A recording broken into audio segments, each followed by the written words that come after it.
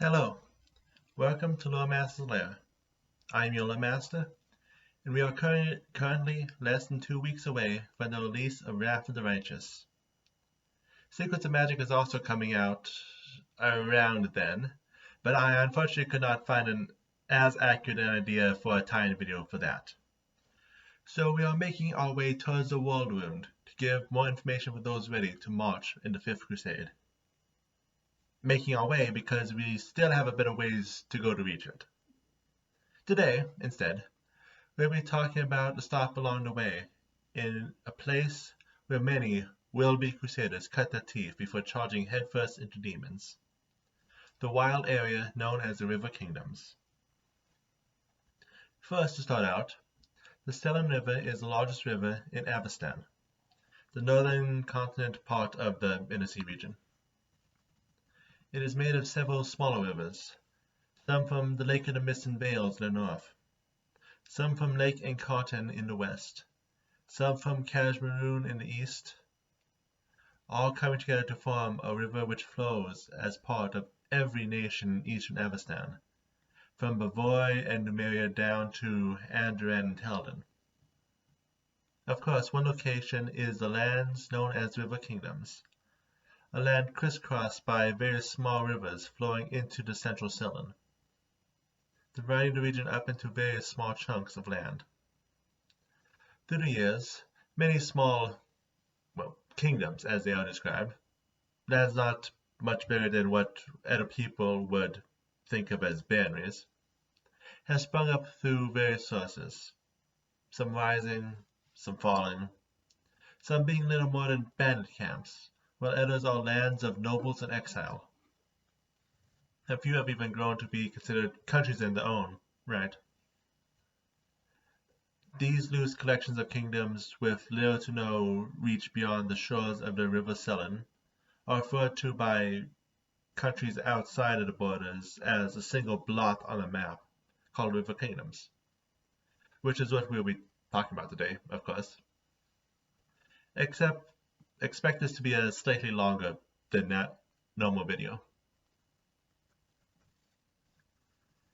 As for who lives in the region, the short answer is everyone.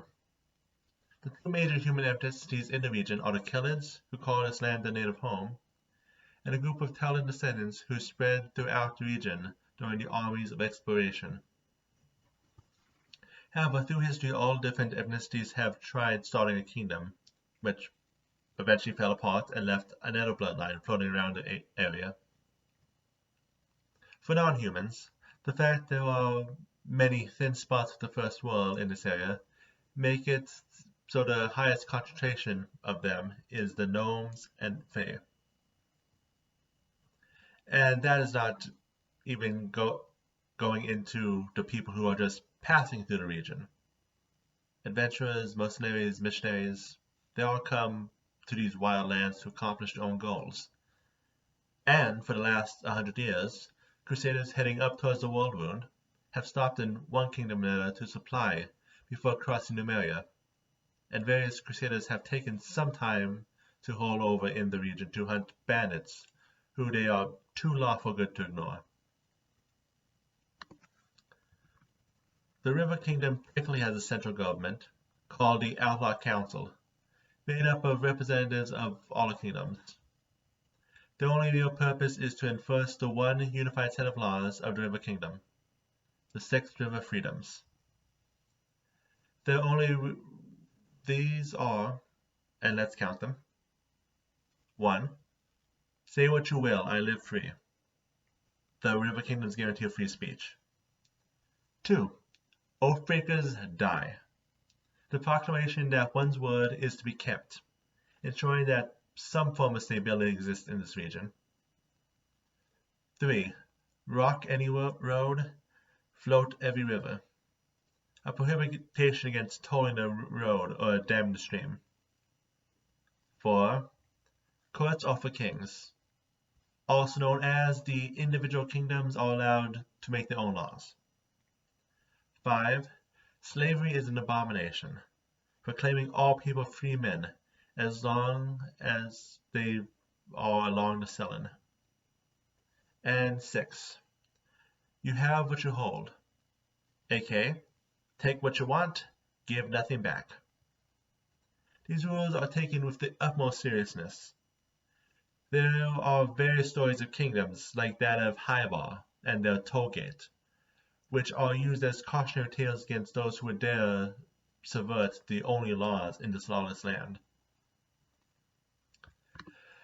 Now let us do the rundown of the various river kingdoms, and former river kingdoms, but those will be side tangents. Sit down, we have about 20 kingdoms to go through. And where to better start than the unofficial capital of the River Kingdom, the Daggermark. The origin of Daggermark starts not in the inner sea region, but within Kashmirun, where a culture of assassins from the destroyed city-state of Yemchabur looked to find a new home, which they found in the city formerly known as Rivermark. The Daggermark Assassins Guild remained the prime power in the town for centuries, until 90 years ago, when Count Ambras Ibre, a Chelish noble running from the Chelish Civil War, came to the city with his knowledge of poisons. And assassins can use poisons. And so the Daggermark Poisoners Guild was established, the same year the last king of Daggermark died, under mysterious circumstances. Now a nation of anarchy, the guild started not looking inward but outward, being the ones who established the Outlaw Council during this time. Then, to help keep some stability in their own region, the Assassins and Poisoners Guild gave a perk to their citizens. In order to give the apprentices the training they need, the citizens of Daggermark can have anyone they desire assassinated once a year. Since then, the Assassins Guild and Poisoners Guild have been the unofficial backbone of the city.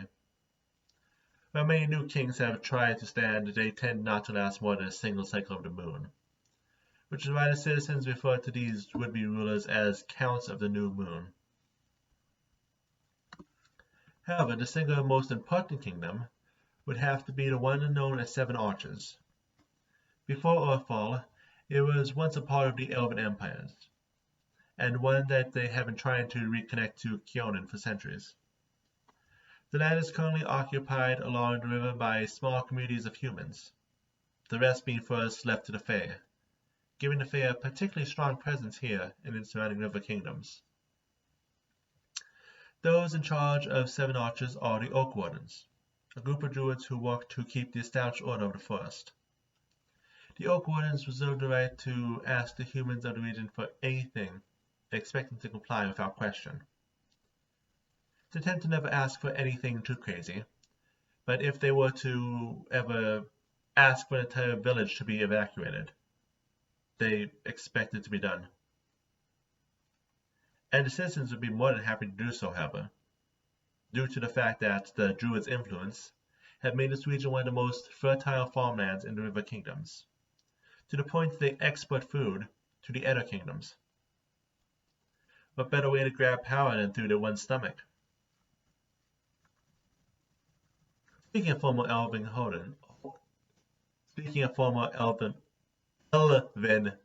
holdings, let's go over two small kingdoms tracing their lines back to the elves. First, Cordalon, a small holding the elves held when they first returned to Golarion, when they staged their plans to retake Kionin. After this area was abandoned by the elf rulers, they left behind various half-elves.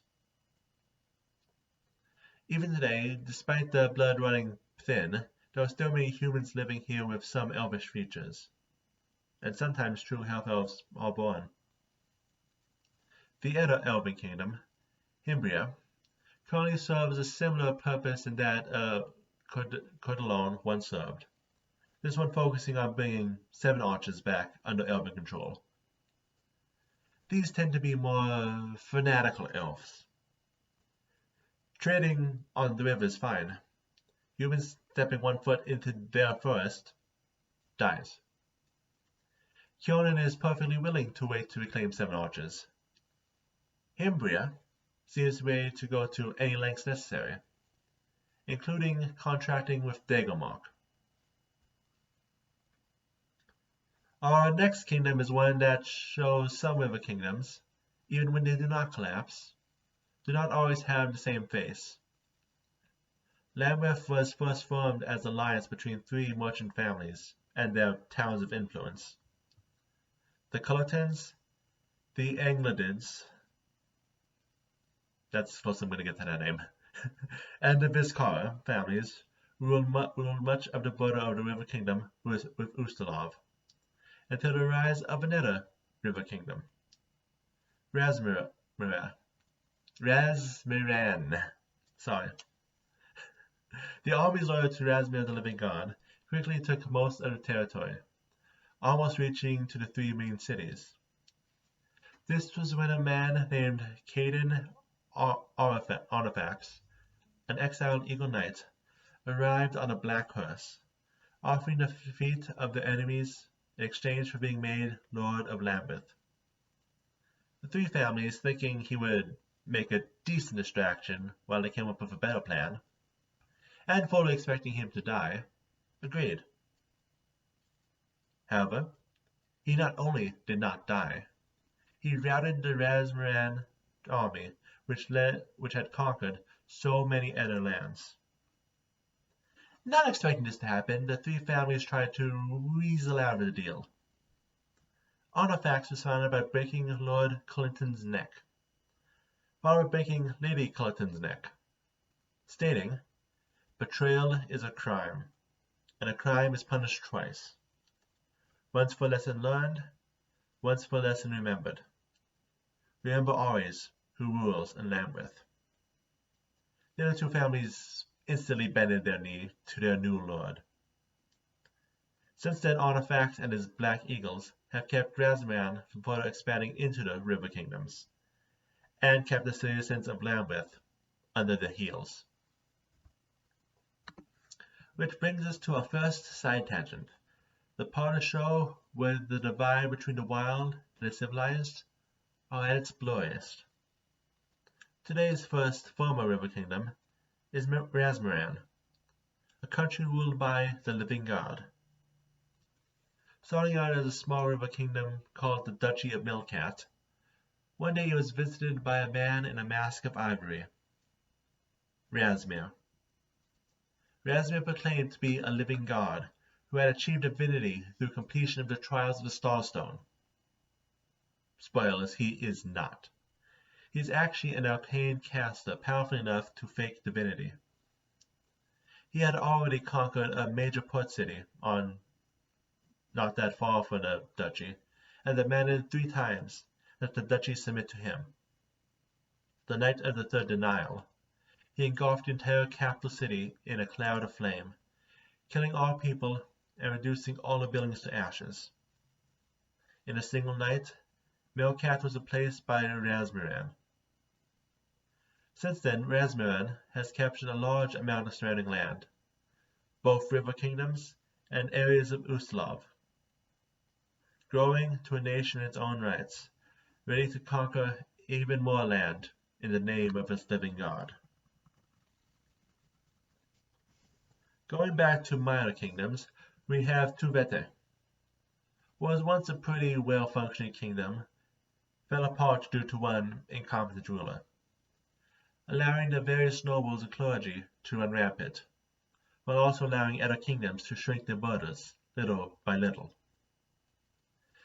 That was until a man named General Cabal Varan took control. He exiled all royals, nobility, and religious organizations, creating a military dictatorship, but a stable one his people could actually take some comfort in. Today, the best way to describe Tuvete is harsh. The armies defend their roads and borders with the utmost loyalty, and will cut down those who would threaten Tuvete. There are only 5 true crimes, but they all are punished harshly: theft, assault, murder, trespass, and treason. Of course, when the people look at nearby gold, they all say, at least publicly, that the stability brought by the general is worth it. Another minor area, but one that with its own interesting history, is the town of Outsea.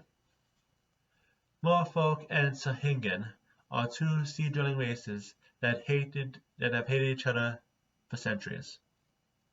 That said, Sahuagin are not too fond of humans either. One day, Sahuagin and other saltwater allies came up with a daring plan to use magic to create a portable sea which would allow them to raid human settlements along rivers where they would not be expected. The merfolk caught wind of this plan, and with their own allies, both aquatic and helpful humans, moved a vast army in saltwater tanks towards where this Outsea was.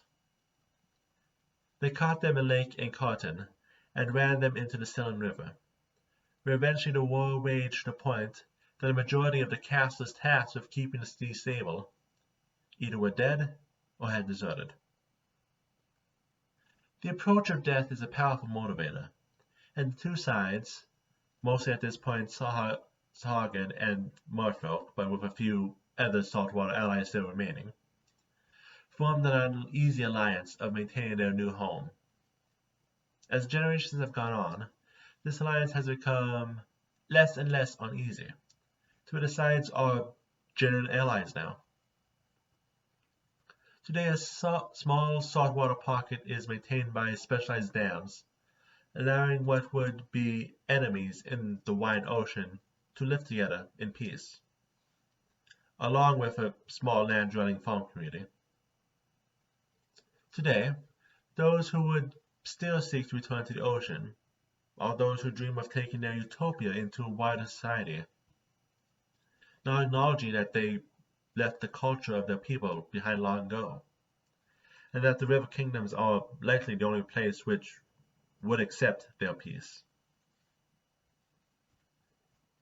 Filling out the eastern map around Daggermark, we have the Protectorate of the Black Marquet. The Protectorate was formed when famed pirate Captain Morgan the White decided to retire, setting up a small territory in the River Kingdom, giving an open invitation to other pirates to join him. Here, they set up a protectorate racket. While technically against the river freedoms, Morgan personally promised that the Outlaw Council, that none who fly flags of the River Kingdoms would be stopped. The former pirates stand together through a non-aggression agreement called the Pirate Pact.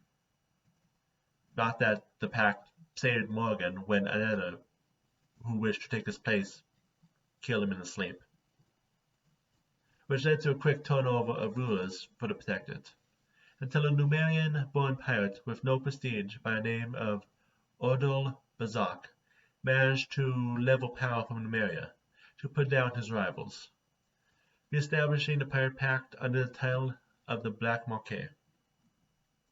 Today, the Pirate Kingdom holds strong, but it can easily fall apart as it did once before. However, the Black Marquis is able to keep his new power will have to be seen. Now, we move on to a recently fallen kingdom. A moment of silence to the lost River Kingdom of Patax. Patax was once a small village, until leaders of a grand band of bandits, known as the River Fox, took it over when the price on their head became too great. The town managed to survive an entire 4 centuries under the rule of crime families, each in charge of trading houses which bandits could use to fence their goods. The largest family, the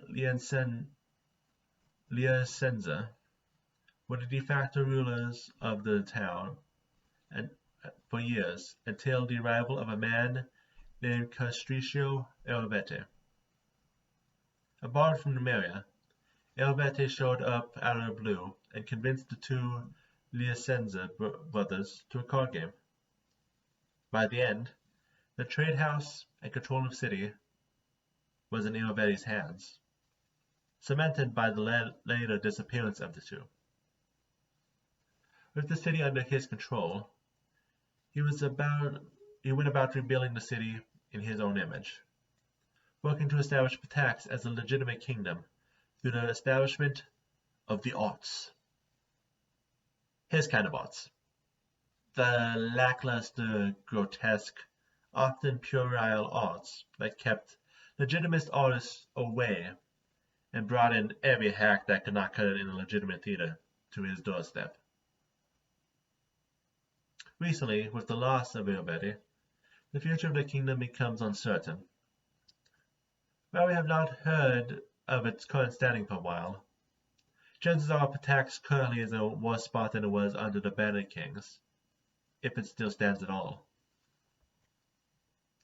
Well, that was a couple of influential people from Numeria. How about another realm that was once considered a river kingdom, before being considered a country? So, let's look at side tangent number 2, Numeria. Much like much of Avestan, is a traditional homeland of the Kelid people.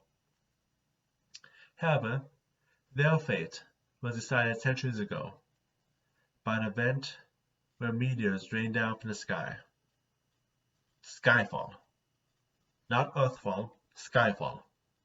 It was not pieces of the Starstone meteor which fell from above during the Age of Darkness, but pieces of an advanced alien spacecraft. The impacts, and the radiation that came from the spacecraft, caused the land to become a vast desert. Some early killers explode these ruins and cause disasters. And I mean mushroom cloud-shaped disasters. It was here killers quickly gained a distaste for technology, and have worked to keep the tech buried and those looking for the tech out. However, recently, events have allowed a central government to rise under a man known as the Black Sovereign, who allows his allies, the Tectonic League, to study and profit from the tech. Or he did until recently, when he broke from the drug-induced stupor they had him under and shattered the organization. Still, the Black Sovereign is more than willing to allow technology than others of Numeria tribes.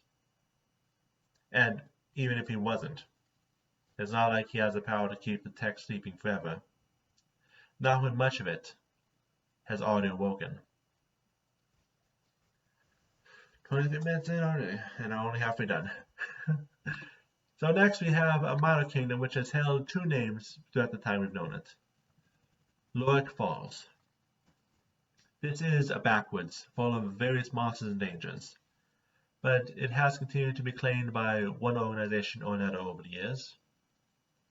Originally, Rockwarden Falls drove prospectors struck big, until the falling of neighboring kingdoms dried up their market. The mine was abandoned, to be taken over by goblin tribes under their warg queen.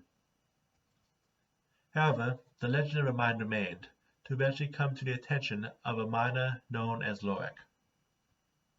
He convinced the Outlaw Council to give him rights to the land in exchange for conquering the lands for himself.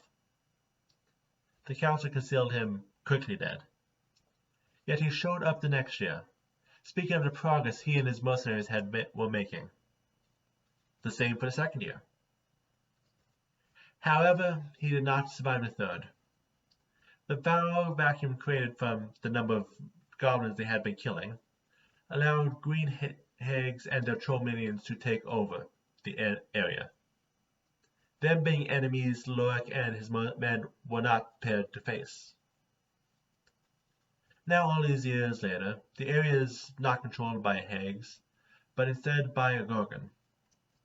And miners who wish to jump the claim keep trying to push in with their own mercenaries. Another kingdom hidden within thick forests is Oregon.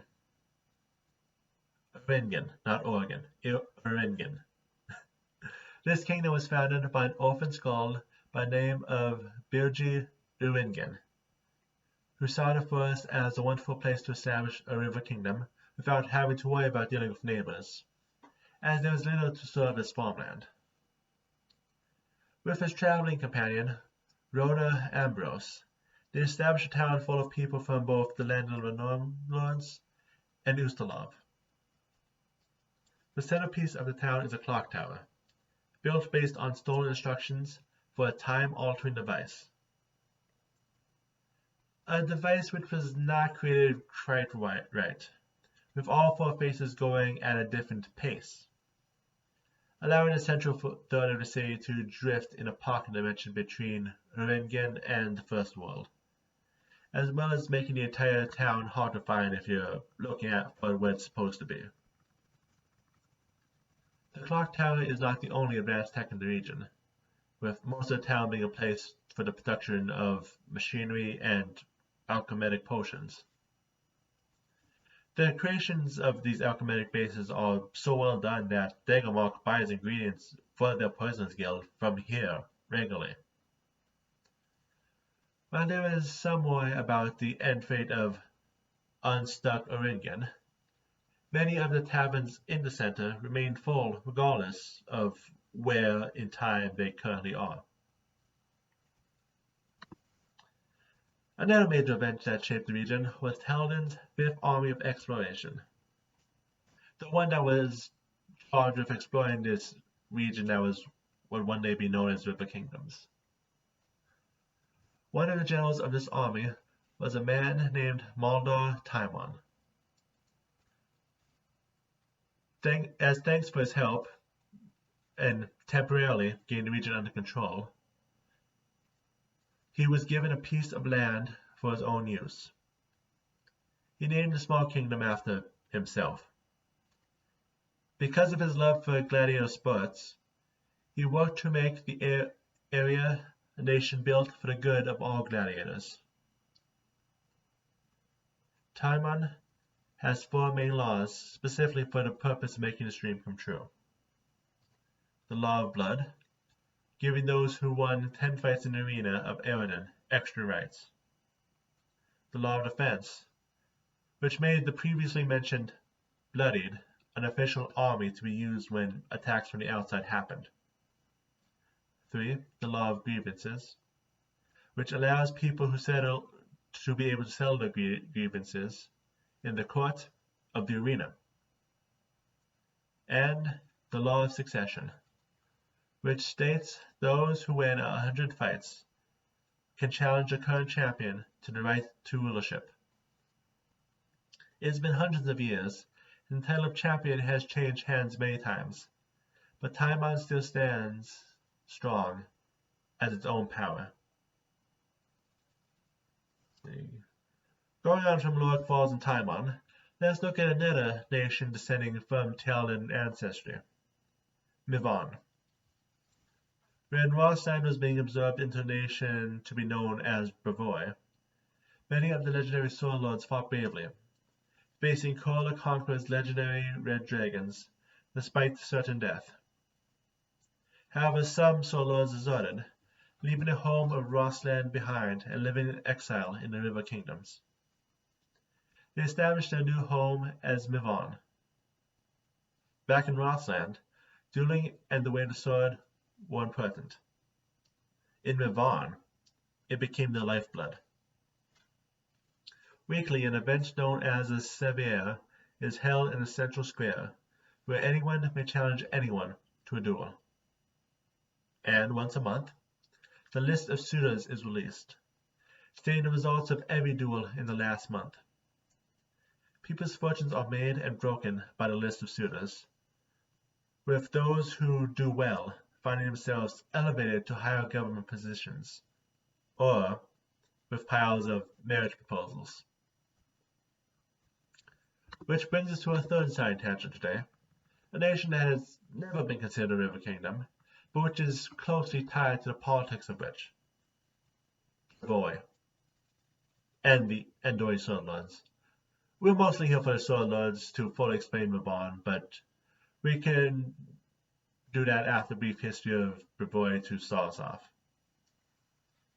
Bravoy started as two separate nations, Isia and Rossland.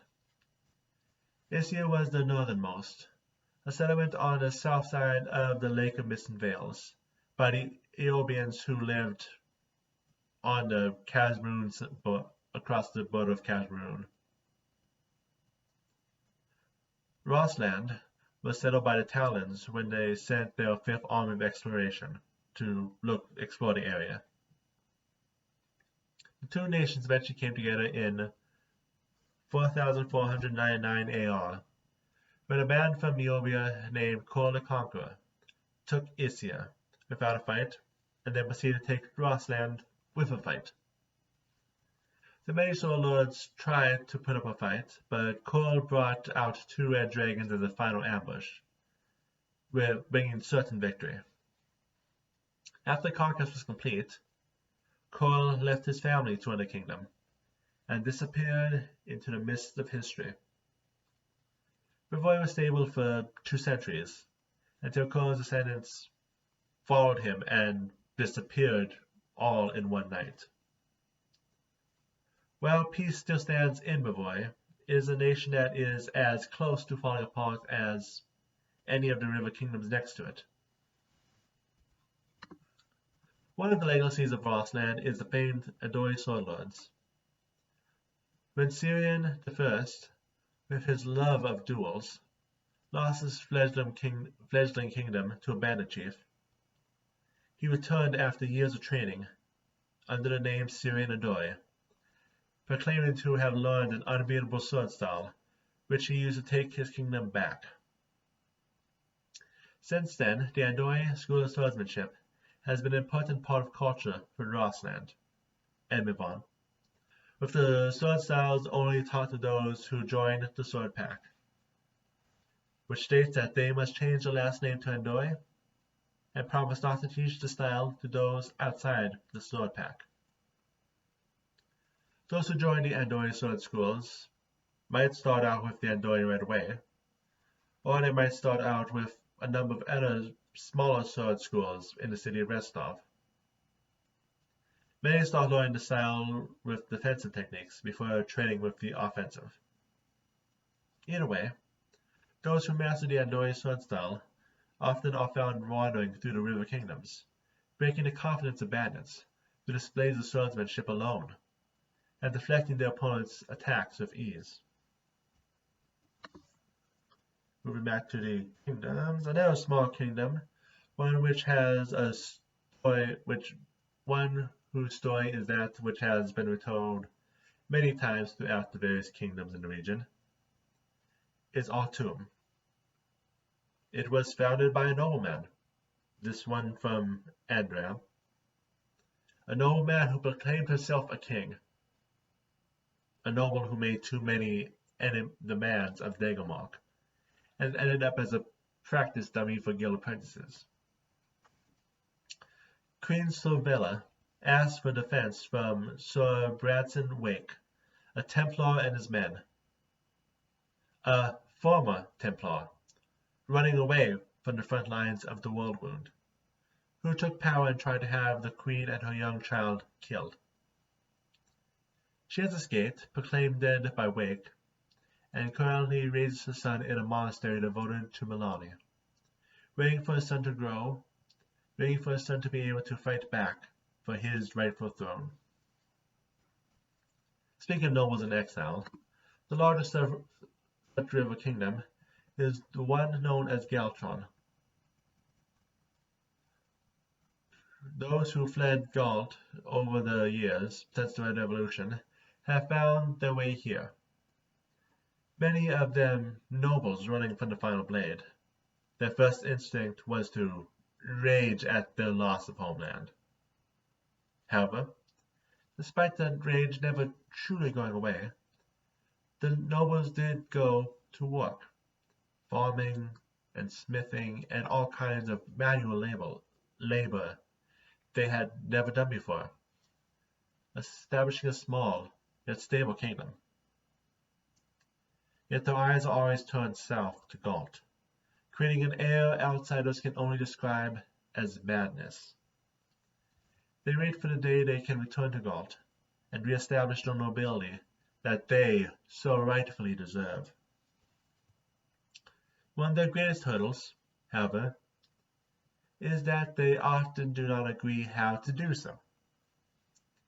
They have an unspoken agreement to not fight about it in public, instead establishing various small secret societies focused on bringing one idea to fruition, each one crazier than the last. Of course, Galtron is not the only set of eyes set to Gault. Liberthane, Galtron's neighbor, was founded by a man named Achille Porcel. Porcel was a Gault noble who studied in Andoran. When the Red Revolution started, he wanted to come home to march, but his parents refused. Instead, he became a hero in Andoran's own bid for freedom, casting down selfish nobles and helping the nation to rebuild. He then returned to his homeland to assist there, only to see the chaos of Gault, and quickly become disillusioned by those who would refuse stability. He fell into despair until he found hope. That hope's name was Milani.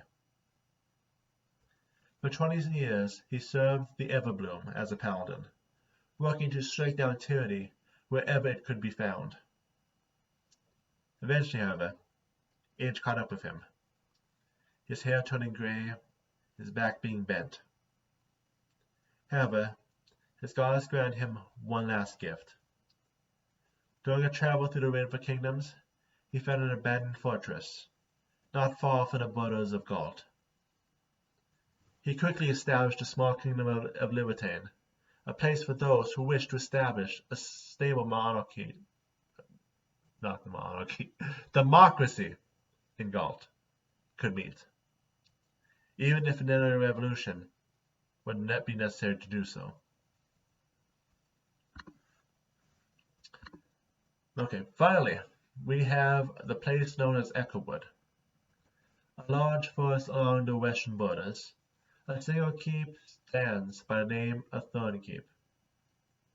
It is not much more than a single town, but stands on an important route along the River Kingdoms, making it a main road crossing for those who come from the south to go to Numeria, and then Mendev, and likely the World Wound. Because of this, it is an important stopping point for passing paladins, as well as where some will leave caravans to go on adventures in the River Kingdoms, or find one such caravan when their adventuring is done. Because of this, Thornkeep is full of many guilds and mercenaries looking to take advantage of the tourists walking the slow path north. And that is not all the River Kingdoms. There are some other small kingdoms we missed. I've already mentioned, but we also have information on Mosswater, Vithria, Riverton, and the Scraggly Crossings. Also, we have heard a few things about the mysterious place known as the Stolen Lands, for all of those interested in Kingmaker. But this is already a packed video without including every dead kingdom and those whose fate depends on small bands of adventurers. Plus, I also want to cover religions before we leave off, and it's already 40 minutes in, so I think we can put a pin in the kingdoms here. Just know, the rising and falling has been happening for thousands of years, and the thought of the region becoming stable anytime soon is laughable. So now let's finish this off with faith, shall we? Because of the variety of people living in the River Kingdoms, you are likely to find many deities represented across the kingdoms. However, some have more following than others. The mostly rural nature of the area makes worship of Aristotle expected. The wilderness a boon for followers of Desna, and those looking to make their fortunes means Cain Kalin is a popular choice. Nogaba is popular around those who like to stay in the shadows, especially around Daggermark where assassins and poisoners rule. Calistria is popular both in nations connected to elfin culture, like Cordelon and Himbria, and in those as loyal as in the rising tensions of revenge, like those in Galtron. Places where might makes right, like Lambeth, Mavon, and Taiwan, have large following for Gorm. The number of crusaders passing on the way to the World Wound gives Yomide a constant temporary congregation. Finally, there are a few deities who are only worshipped in the River Kingdom. The two we know of are Girona and Habsburg. Girona, a goddess of spite, has her followers wander the wilderness working to pit people against each other, keeping the area fractured. Habsburg, on the other hand, is one we have to go into a little more detail in.